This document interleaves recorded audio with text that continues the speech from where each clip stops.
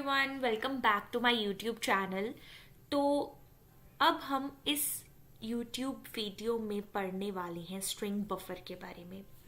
देखिए, मैंने आपको पिछले वीडियो में बताया स्ट्रिंग के बारे में, ठीक है, कि हम कैसे कैरेक्टर्स यूज़ करते हैं जावा में। बट अब हम इस वीडियो में पढ़ने वाले हैं कि अगर हमने एक स्ट्रिंग को चेंज करना है तो वो हम किस तरीके से करते हैं। उसके लिए स्ट्रिंग यूज नहीं होती क्योंकि स्ट्रिंग इज इम्यूटेबल, वो चेंज नहीं हो पाते उसके कैरेक्टर्स। अगर हमें जावा में कैरेक्टर्स चेंज करने हैं, स्ट्रिंग चेंज करनी है, then we use string buffer instead of string. तो आज हम स्ट्रिंग बफर के बारे में पढ़ने वाले हैं, जो कि है मतलब हमें म्यूटेबल स्ट्रिंग ऑपरेशंस करने को अलाउ करता है। तो इस वीडियो में हम उसी के बारे में पढ़ेंगे कि हम किस तरीके से उन ऑपरेशंस को यूज़ करेंगे और स्ट्रिंग वैल्यूज चेंज करेंगे। Because using string buffer can help us to change the values because it is mutable in Java, whereas string is immutable.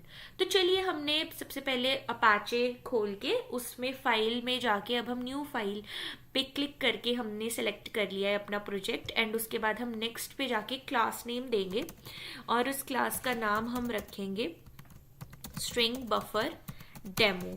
ठीक है, अब हम इसको फिनिश कर देंगे। Now let's code. अब हम आपको पता है कि एक क्लास के अंदर ही हम एक कोड करते हैं। सबसे पहले हम public static void main bracket में स्ट्रिंग आर्ग्यूमेंट्स लिख देंगे। अब हम नेक्स्ट लाइन में कर्ली ब्रैकेट के अंडर वर्क करेंगे। ठीक है, सबसे पहले हम डिक्लेयर कर देते हैं अपनी स्ट्रिंग बफर को, स्ट्रिंग बफर। ठीक है, सबसे पहले SB1 SB2 क्लोज कर दो। नेक्स्ट SB1 को हम एज लिख देंगे न्यू स्ट्रिंग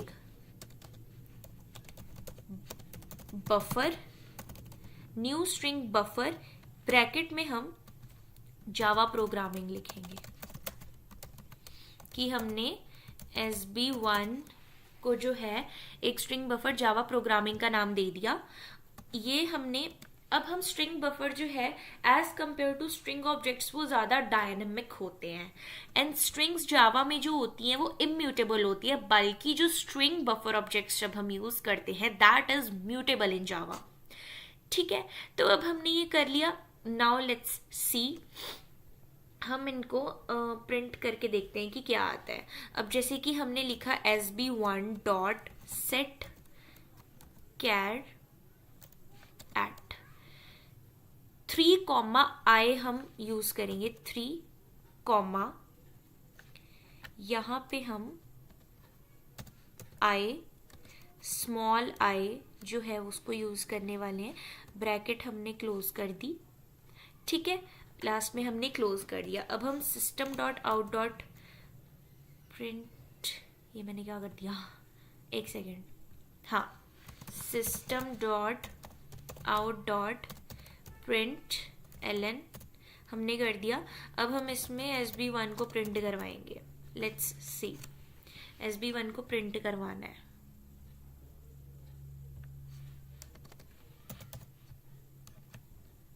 देखिए,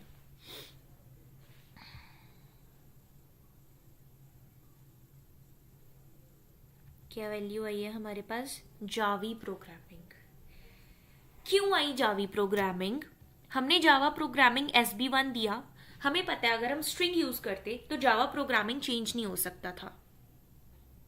ठीक है, तो इसमें अब हमने कैरेक्टर को सेट किया 3 पे, हमने I मतलब थर्ड इंडेक्स वैल्यू हमारे पास V था जावा में, V की जगह हमने I करना है। सो इसका मतलब क्या हुआ कि I जो है A की जगह हमारे पास I आ जाएगा। तो जावी प्रोग्रामिंग हमारे पास जो है वो आउटपुट आ गई। ठीक है, नाउ नेक्स्ट हम देखते हैं। अब हमने ये वैल्यू चेंज कर दी। अगर अब हम जैसे इंसर्ट करना चाहते हैं कुछ, तो लेट्स सपोज हमने इसमें इंसर्ट करना है कोई कैरेक्टर। एक सेकंड में इसको कॉपी कर लेती हूँ। अब हमने नेक्स्ट जैसे कि हमने कुछ इंसर्ट करना है तो हम लिखेंगे sb1.insert, हमने किया sb1.insert, ब्रैकेट में हम लिखेंगे 7 कॉमा डबल कोट्स में हम लिखेंगे प्रोजेक्ट, डबल कोट्स में हम लिखेंगे प्रोजेक्ट एंड इसको हम डबल कोट्स में हम लिखेंगे प्रोजेक्ट।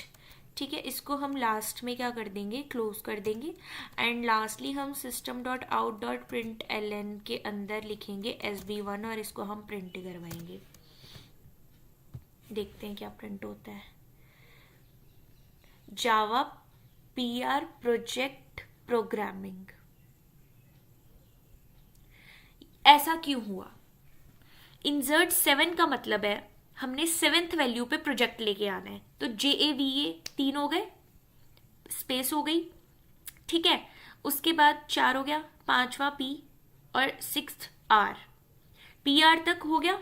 7th पे अब जो है हमारे पास प्रोजेक्ट हमने लिखना है, तो इसलिए इसका मतलब है कि 7th पोजीशन पे इंडेक्स वैल्यू पे प्रोजेक्ट आ जाएगा और उसके बाद कंटिन्यू करेगा प्रोग्रामिंग। ठीक है, तो इस तरह से हम कुछ इंसर्ट करवाना हो तो वो भी हम इसमें लिख सकते हैं। तो ये भी हो गया हमारे पास। अब हम नेक्स्ट लिखते हैं, जैसे अगर हमने जैसे कोई लेंथ सेट करनी है, देखते हैं जैसे कि sb1.set लेंथ, सेट हमने लेंथ सेट करनी है, जैसे 15 हमने लिख दिया। ठीक है, अब हम system.println में sb1 को फिर से प्रिंट करवाएंगे। सो इसमें आ जाएगा हमारे पास जावा प्रोग्रामिंग, ओनली 15 लेटर, मतलब 15 हमने वैल्यू दी, इंडेक्स वैल्यू, तो ओनली जितने टोटल लेटर्स है ना 15 तक ही हमारे पास जो है वो प्रिंट होके आएगा, उसके बाद नहीं आएगा लिखा हुआ। ठीक है, तो इस तरह से हम लेंथ सेट करके अपनी मर्जी से जितने हमने प्रिंट करवाने उतने भी हम लिख सकते हैं। अब जैसे कि अपेंड हम यूज करते हैं, तो अपेंड का मतलब होता है कॉन्कैटेनेशन की तरह ही, कि मतलब हमने कुछ ऐड अप करना है। तो sb2 जैसे हमने लिखा यहाँ पे न्यू एक स्ट्रिंग बफर हमने यूज करा, जैसे कि न्यू स्ट्रिंग बफर हमने यहाँ पे यूज कर लिया, जिसमें हमने ब्रैकेट में लिख दिया वेलकम टू। ठीक है, इसको हमने लास्टली क्लोज कर दिया एंड लास्ट में हम लिखना है sb2.append sb1 की, sb1 को sb2 के साथ अपेंड करो भाई। ठीक है, तो इसमें हम अब ब्रैकेट में लिख देंगे sb2, क्योंकि अब हमने sb2 के साथ भी काम किया तो हम प्रिंट करवाएंगे sb2 को। तो देखना उसके पास वेलकम टू जावा प्रोग्रामिंग आपके पास आ जाएगा। अगर हमने वेलकम टू जावा में, जो टू जावा में अगर हमने वो स्पेस दिलवानी है, 2 के बाद एक स्पेस दे दो। अब फाइल रन करो एंड अब आपके पास welcome to Java programming as an append हमने वो यूज करके इस तरह से आपके पास प्रिंट होकर आ जाएगा। तो स्ट्रिंग बिल्डर क्या होता है कि जैसे हमने स्ट्रिंग कैरेक्टर बाय कैरेक्टर हमने एक स्ट्रिंग बिल्ड करनी है, that is a string builder. और स्ट्रिंग टोकनाइजर की हमने एक वर्ड बाय वर्ड स्ट्रिंग को यूज करना है, उसका मतलब होता है स्ट्रिंग टोकनाइजर। तो इस तरह से हम क्या कर सकते थे, स्ट्रिंग बफर का यूज कर सकते थे। इस तरह से यूज करते हैं हम। अब हम एक और चीज पढ़ेंगे जिसमें हम पता लगाएंगे कि कोई एक स्ट्रिंग जो है वो पैलिंड्रोम है या नहीं है। अब आपको पैलिंड्रोम का मतलब बताते हैं कि पैलिंड्रोम मतलब जैसे कोई वर्ड है मैडम, तो वो MADAM है, अगर हम उसको रिवर्स करके पढ़ेंगे तो भी वो MADAM ही है। तो अगर किसी स्ट्रिंग को हम रिवर्स करके पढ़े और वो सेम वैसी ही वैल्यू आए, उसको हम कहते हैं कि वो स्ट्रिंग जो है वो पैलिंड्रोम स्ट्रिंग है। और अगर जैसे हम कैट लेते हैं वर्ड, तो CAT कैट अगर हम इसका रिवर्स करेंगे तो TAC टैक होगा, that will not be cat. तो इसका मतलब है कि वो कैट जो है वो एक पैलिंड्रोम वर्ड नहीं है। तो इसलिए अब हम यही देखने वाले हैं कि हम किस तरह से पढ़ेंगे। तो फाइल पे जाके आप एक न्यू फाइल क्रिएट करिए, जिसका आप प्रोजेक्ट तो सेम रखिए एंड उसका आप क्लास नेम जो है वो पैलिंड्रोम रख लीजिए। पैलिंड्रोम हमने रख लिया। अब हम फिनिश करते हैं और हमने एक न्यू क्लास बना ली। ठीक है, देखते हैं, पढ़ते हैं अब हम। इसमें भी हमारे पास क्लास में हम लिखेंगे पब्लिक स्टैटिक वॉइड मेन के अंदर हम लिखेंगे स्ट्रिंग एंड स्क्वायर ब्रैकेट्स के बाद आर्ग्यूमेंट्स एंड देन हम एक कर्ली ब्रैकेट लगा लेंगे और उसके अंडर वर्क करेंगे। चलिए अब हम सबसे पहले एक स्ट्रिंग जो है वो डिक्लेयर कर देते हैं, स्ट्रिंग st। ठीक है, इसको हमने डिक्लेयर कर दिया। हमने एक स्ट्रिंग बफर भी डिक्लेयर करना है साथ में, स्ट्रिंग और स्ट्रिंग बफर दोनों के साथ हम वर्क करेंगे इसमें। अब हम एक स्कैनर यूज करेंगे ताकि हम नीचे इनपुट ले पाए। Scanner sc will be equals to new scanner, bracket में हम इसमें लिखते हैं system.in एंड इसके बाद हम इसको क्लोज अप कर देंगे लास्टली एंड उसके बाद हम प्रिंट करेंगे system.out.println। अब हम एक स्ट्रिंग एंटर करवाएंगे, एंटर अ स्ट्रिंग एंड उसके बाद अब हम इसको क्लोज कर देंगे। अब हम स्कैनर के नीचे ये जो एरर आ रहा है इसको हम स्कैनर के आगे आप कंट्रोल स्पेस दबा दीजिए, आपका एरर जो है वो चला जाएगा। अब हम नेक्स्ट लाइन में आएंगे और हम एक लाइन लिखते हैं st will be equal to sc dot next line bracket, इसको हमने क्लोज कर दिया। अब हम sb will be equals to new string buffer, ठीक है, न्यू स्ट्रिंग बफर ब्रैकेट में हम st लिखेंगे एंड इसको बंद कर दिया। अब इसका क्या मतलब होता है, हमने ये लिख तो दिया पर इसका मतलब होता है कि जैसे अगर आपको string to string buffer convert करना है ना, उसके लिए आप ये यूज करते हैं कि जैसे sb हमने ले लिया और हमने न्यू स्ट्रिंग बफर को ब्रैकेट में st मतलब हमने स्ट्रिंग को चेंज करना है बफर में। ठीक है, अब हम करेंगे sb डॉट रिवर्स की मतलब हम रिवर्स का भी एक फंक्शन यूज करेंगे, इसमें यूज कर लिया। उसके बाद अब हम यहाँ पे एक इफ एल्स का फंक्शन लगाएंगे कि if st dot equals sb dot to string, ठीक है, then system dot out dot println will be palindrome, palindrome, ठीक है।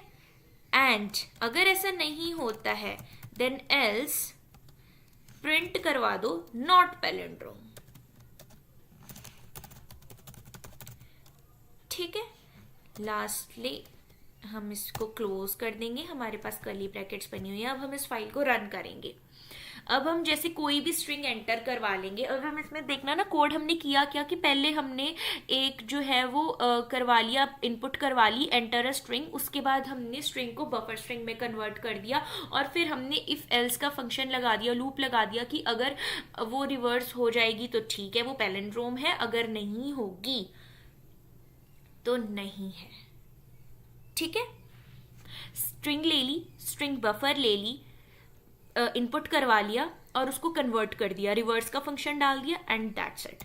जैसे मैडम लिया पैलिंड्रोम है, कैट लिया, सॉरी अब फिर से रन करेंगे फाइल, कैट लिया, पर क्यों लिख रहा है, नीचे आ जाओ कैट पे, नॉट पैलिंड्रोम। एक और हम जैसे कुछ भी आप लिखो, अगर हम यहाँ पे न्यूमेरिक वर्ड लेते हैं तो देखते हैं क्या होता है, नॉट पैलिंड्रोम, क्योंकि ये जब हमने रिवर्स किया तो नहीं आया। अगर हम 000 लिखते हैं तो पैलिंड्रोम होगा क्योंकि उसको रिवर्स करके भी वो 000 ही रहेगा। तो इस तरह से हम स्ट्रिंग बफर एंड स्ट्रिंग का यूज करके हम पैलिंड्रोम को देख सकते हैं कि कोई एक स्ट्रिंग पैलिंड्रोम है या नहीं है, ठीक है। So that's it for today's video. I hope आपको ये स्ट्रिंग बफर समझ में आया होगा, ठीक है। समझ में आया तो लाइक करिएगा। Thank you so much for watching.